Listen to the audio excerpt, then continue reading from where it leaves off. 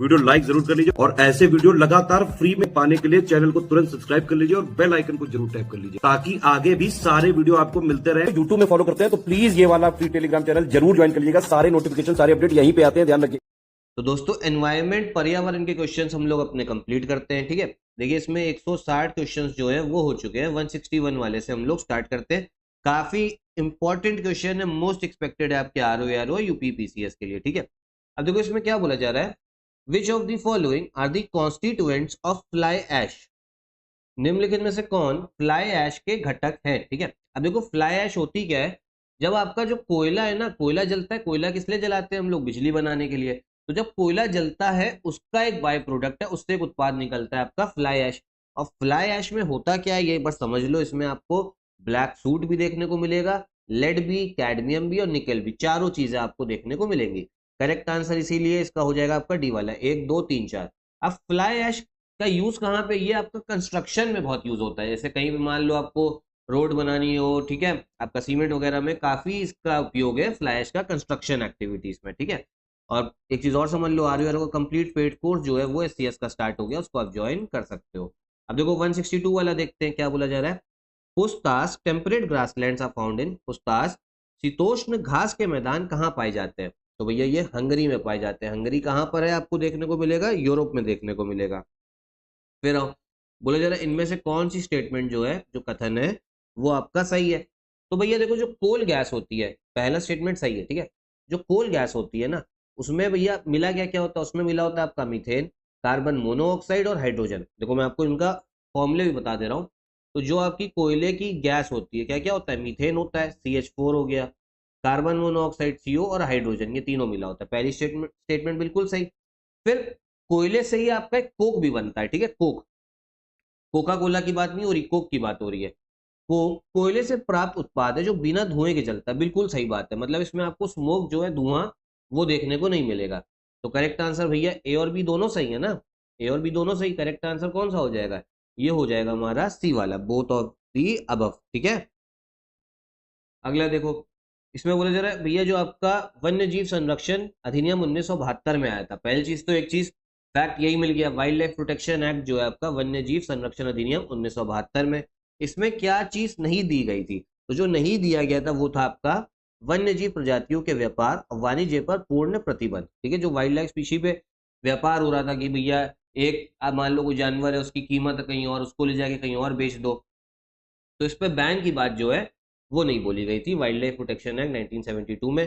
Captive breeding जो होता है आपका, कैप्टिव ब्रीडिंग, ये था। कैप्टिव ब्रीडिंग का मतलब है जो स्पीशी ऐसी जिनको खतरा है, ठीक है, उनका प्रजनन जो है, जो उनकी ब्रीडिंग है ना, वो एक एनवायरमेंट, कंट्रोल्ड एनवायरमेंट, पर्यावरण में कराएंगे। जैसे जू में, चिड़ियाघर में करा दिया, ये होता है, ये था इसमें। फिर आगे देखो भैया, इनमें से ओजोन लेयर को लेके कौन सी इनकरेक्ट स्टेटमेंट है? तो देखो ओजोन बोला जा रहा है ट्रोपोस्फेयर में होती है। ठीक है, जो मंडल में, बिल्कुल गलत है। ओजोन हमको कहाँ पे मिलती है? स्ट्रेटोस्फेयर में। ये आप देखोगे ना, देखो ये स्ट्रेटोस्फेयर है पूरा, ट्रोपोस्फेयर इतना है शुरू की लेयर, स्ट्रेटोस्फेयर में देखो आपको ओजोन लेयर देखने को मिल रही है स्ट्रेटोस्फेयर में।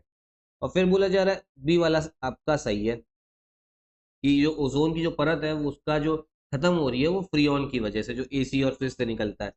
और बोले जा रहा है जो इसकी मोटाई है वो पार्सेक इकाई के रूप में नापी जाती है। बिल्कुल गलत है, क्योंकि जो ओजोन की थिकनेस है ना वो नापी जाती है आपकी जो डॉप्सन यूनिट है ना, ये याद करवा चुका हूँ बहुत बार, डॉप्सन यूनिट। तो इसमें आप ये खुद समझो कौन सी स्टेटमेंट आपको गलत देखने को मिलेंगी। भाइयों बहनों खुद देखो, A और C वाली आपकी गलत है। ठीक है, तो करेक्ट आंसर इसका हम लोग क्या लिखेंगे? डी वाला लिखेंगे, क्योंकि जो गलत है वो आपकी A और C है। समझ में आ रहा है ना? बस फॉलो करते रहो, सब कुछ सारी चीजें जो है हो जाएंगी कवर। प्लेलिस्ट को भी देख लेना, फॉलो कर लेना। फिर आगे आओ, कतरे या मृत पदार्थ के अपघटन के संदर्भ में सही कथन का चयन करें।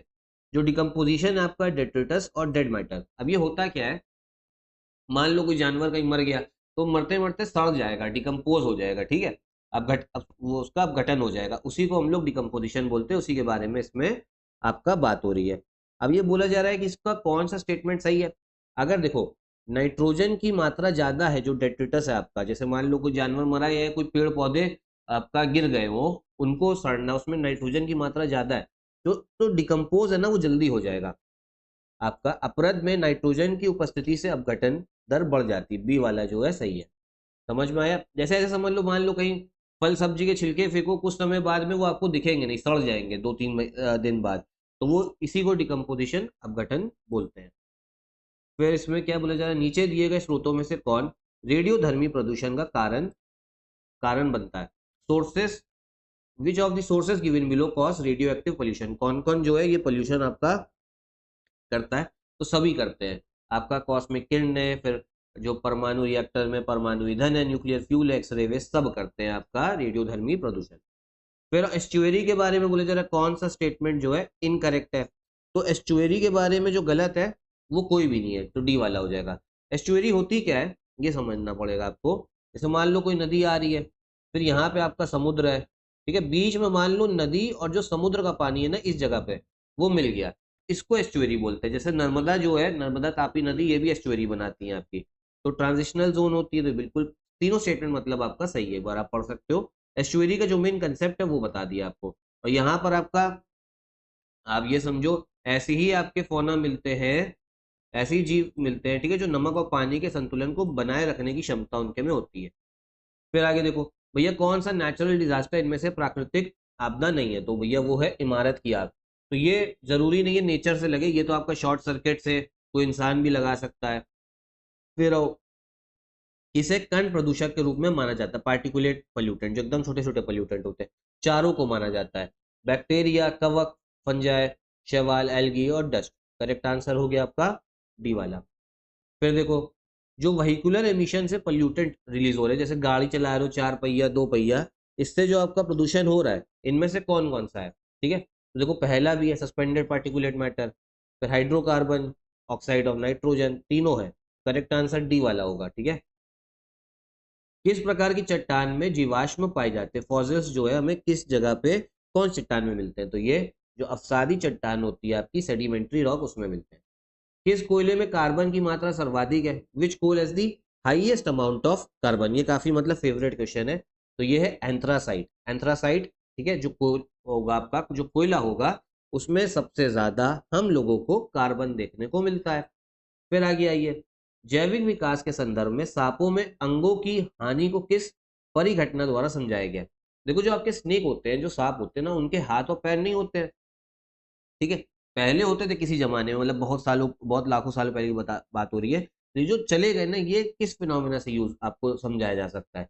तो ये है अंगों का उपयोग और अनुपयोग, सी वाला, यूज एंड डिसयूज ऑफ आपका ऑर्गन। फिर आगे देखो, एक पारिस्थितिकी तंत्र के निर्जीव भाग, जो आपका नॉन लिविंग पार्ट होता है, नॉन लिविंग है तो भैया एबायोटिक होगा, अजैविक कारक होगा।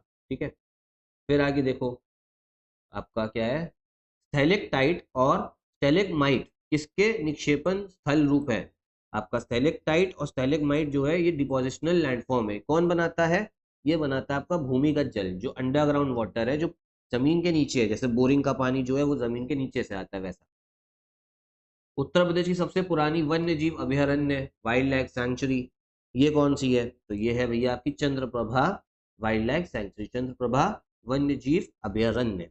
फिर आगे देखो, इनमें से कौन से जो एनिमल्स है वो एंडेंजर्ड स्पीशीज में आते हैं? निम्नलिखित में से जानवरों का कौन सा समूह लुप्त प्राय प्रजातियों की श्रेणी में आता है? मतलब ये अभी खत्म नहीं हुए, जैसे डायनासोर है वो तो खत्म हो गया है, ये भी खत्म नहीं हुए, लेकिन खत्म बहुत जल्दी हो सकते हैं अगर इनको हमने बचाया नहीं है। अगर नहीं बचाए हमने इनको, नहीं नहीं बचा पाए, तो करेक्ट आंसर है ए वाला। कौन कौन आता है? ग्रेट इंडियन बस्टर्ड, ठीक है, आपका musk deer, red panda, Asiatic wild ass, ठीक है, जो आपका एशियाई जंगली गधा होता है। पशु क्रूरता निवारण अधिनियम, जो आपका 1960 के तहत भारतीय पशु कल्याण बोर्ड की स्थापना किस वर्ष हुई थी? जो एनिमल वेलफेयर बोर्ड है वो कब बना और किस एक्ट के तहत बना है? Prevention of cruelty to animals act 1960। तो ये बना है आपके 1962 में, 1962 में। ठीक है, फिर इसमें बोले जरा कौन सा पेयर जो है करेक्टली मैच्ड है? तो देखो, जो आपका दंपा टाइगर रिजर्व है मिजोरम में, बिल्कुल सही। जो गुमटी वन्य जीव अभयारण्य सिक्किम में नहीं है, ये देखने को मिलता है हमें त्रिपुरा में। नॉर्थ ईस्ट को लेकर क्वेश्चन है, दूसरा वाला गलत हो जाता है।